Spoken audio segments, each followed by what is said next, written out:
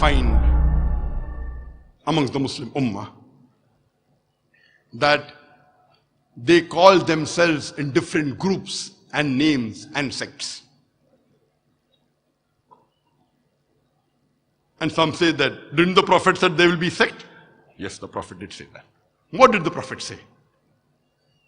The Prophet said, it's mentioned in a Sahih Hadith of Sunnah Abu Dawud, volume number 5, in the book of Sunnah, chapter number 1, Hadith number 4595.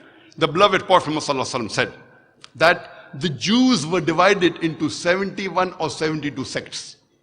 The Christians were divided into 71 or 72 sects. And my ummah, my community will be divided into 73 sects. The next hadith, which is also a Sahih hadith, of Sunnah Abu Dawud, volume number 5, in the book of Sunnah, chapter number 1, hadith number 4596. The beloved Prophet Muhammad said that the people of the book were divided into 72 sects, and my ummah, my community will be divided into 73 sects, and all of them except one, that means 72 out of 73 sects will go to hellfire, except one. All of them will go to hellfire except one. Those that are with the Jama'ah, that is the main body of the Muslims. And these two hadith are repeated several times in different books of hadith. It's also mentioned in the Sahih Hadith of Jami al-Tirmidhi, volume number 5, in the book of Faith, chapter number 18, hadith number 2640, where the beloved Prophet Muhammad said that the Jews were divided into 71 or 72 sects. The Christians were divided in a similar way. But my community, my ummah, will be divided into 73 sects, would be divided into 73 sects. The next hadith, which is also a Sahih hadith of Jami al-Tirmidhi, volume number 5, in the book of Faith, chapter number 18, hadith number 2641, the beloved Prophet Muhammad said that the Bani Israel were divided into 72 sects, but my ummah, my community will be divided into 73 sects. All will go to hell except one. And Abdullah ibn Umar, may Allah be pleased with him, the narrator of the hadith, he asked the Prophet, which one will go to paradise? All will go to hell except one. Abdullah ibn Umar says, which one? The Prophet said, those that are there on the way of me and my companions. Those that follow my way and the ways of the companions. Here we come to know that the Prophet, he predicted there will be 73 sects. He didn't say you should make. Allah says in the Quran in several places. In Surah Imran chapter 3, verse number 103, verse number 104, verse number 105. In Surah Shura chapter number 42, verse number 13. In Surah Anam chapter 6, verse 159, that don't make sects. Here the Prophet predicted, though Allah subhanahu wa ta'ala says not to make sects, yet my ummah would be divided into 73 sects. All will go to hell except one. The Prophet said those that are there with the Jama'ah, the main body, and the other, he says those that follow me and my companions. Further, when we read, it's mentioned in the Sahih Hadith of Jami al-Tirmidhi, volume number 4, in the book of Fitan, chapter number 7, Hadith number 2165. Abdullah ibn Umar, may Allah be pleased with him, he narrates a hadith and says that Umar, may Allah be pleased with him, while giving a khutbah, while giving a speech, he said that I am amongst you as the Prophet was amongst us. And he said that stick to me and my companions, and those that come after that, and those that come after that. That means the Prophet said, stick to my companions, the Sahabas. Then the next generation, that's the Tabain. Then the next generation, the Tabi-Tabain. The Prophet said, you have to hold fast to the rope of Allah and the Sahih Hadith. After the Sahih Hadith, stick to my companions. Then the next generation, then the next generation. And the Hadith continues. There will be a time when people will tell lies. And a person will even lie when he is not even asked for an oath. People will give testimony when they are not asked for testimony. And the Hadith continues. That when a man is with a woman alone, the shaitan is a partner. And the Hadith continues. If a man is alone, there are chances that the shaitan is with him. But if they are two, the shaitan is further away. Therefore, if you want to enter paradise, stick with the Jama'ah. This hadith also emphasizes that if you want to go to paradise, stick with the Jama'ah. The next hadith, which is also a Sahih hadith of Jami Tirmidhi, volume number 4, in the book of Fitan, chapter number 7, hadith number 2166. The Prophet ﷺ said that Allah's hand is on the Jama'ah. The next hadith, which is also Sahih hadith of Jami Tirmidhi, volume number 4, in the book of Fitan, chapter number 7, hadith number 2167, the beloved Prophet ﷺ said that my ummah will never be united on disbelief, will never be united on something which is wrong. And the hand of Allah is on the Jama'ah. That means it is compulsory that we Muslims should hold to the rope of Allah strongly. That is the glorious Quran and the authentic hadith.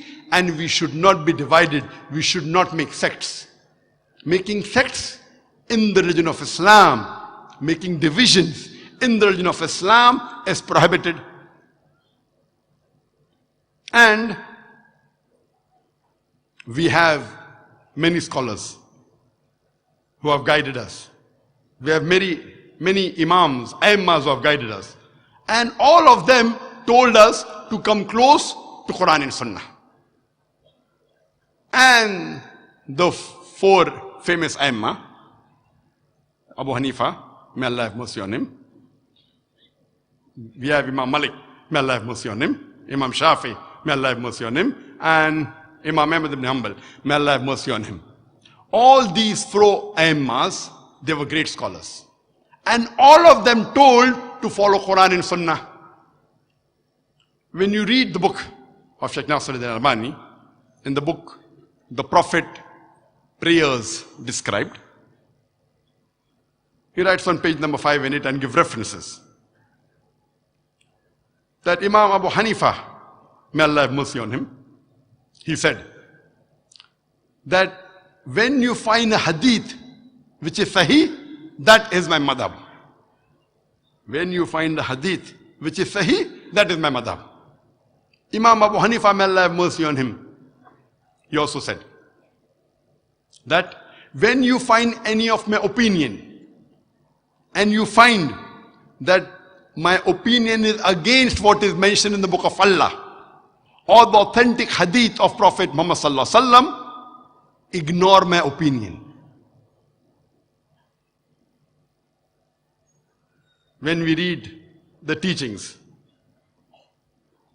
of Imam Malik, may Allah have mercy on him, he said that I am a mortal. I am a human being. I make mistakes sometimes. I am correct sometimes. When you find any of my opinion, you check it up. If it matches with the sayings of Allah and the Messenger, it is correct. If it disagrees with the words of Allah and the sayings of the Messenger, you ignore my opinion. Imam Malik, may Allah have mercy on him, he also said that the opinions of Imam Abu Hanifa, of Imam Shafi, and my opinion, I believe all these opinions are equal. But the truth is what has been said by Allah his messenger, and the companions. That means he believes that all these opinions are equal, but we have to check it up with Allah and the hadith of Muhammad sallallahu alaihi wasallam and the sayings of the companions, and then decide which is correct. And if you read the teachings of Imam Shafi'i, may Allah have mercy on him, amongst all, history tells us that his followers of Imam Shafi'i, they were the strongest in following the teachings of Imam Shafi'i. And Imam Shafi'i, may Allah have mercy on him, he said that when you find a hadith which is sahih, that is my madhab. He said, the sayings of the Prophet reach some people, it does not reach some people. Whenever you find any of my opinion, check it out, whether it matches with the opinion of the sayings of the Prophet. And if the Prophet's saying differs with my opinion, ignore my opinion. Imam Shafi'i, may Allah have mercy on him, he said several statements which meant the same. And he said that if you find my opinion which is contrary to the book of Allah and the sayings of the messenger, ignore my opinion. And he said that it is the duty of every Muslim that he should follow the messenger. And if he does not follow the sayings of the Prophet, he is in the wrong. The same was said by Imam Ahmad ibn Hanbal. May Allah have mercy on him. He said that if you find any of my opinion which is contrary to what Allah says in his book or what the messenger said, ignore my opinion. And Imam ibn Hanbal, Ahmad ibn Hanbal, he always stressed that you have to follow Allah's book and the sayings of the Prophet Muhammad sallallahu alaihi wasallam. So what we hear and learn from all these four great Aimmas and the other Imams also, Imam al-Thawri and Awzi, all of them said that the right opinion is the opinion of Allah and His Rasul. And if any time any of our opinion goes against the teachings of Allah and the sayings of the Prophet, you ignore our opinion. One saying that, throw the opinion on the wall. But here we find in our Muslim Ummah, we are divided on small trivial issues. And we know that mashallah, all the four great Aimmas, more than 95% what they said is the same. There may be a difference in a couple of percentage. And all the Aimmas said that when you find my opinion which goes against the opinion of Allah and His Rasul, then ignore my opinion. So why should we fight amongst ourselves? All these great Aimmas, they told us to unite on the basis of Quran and Sahih Hadith.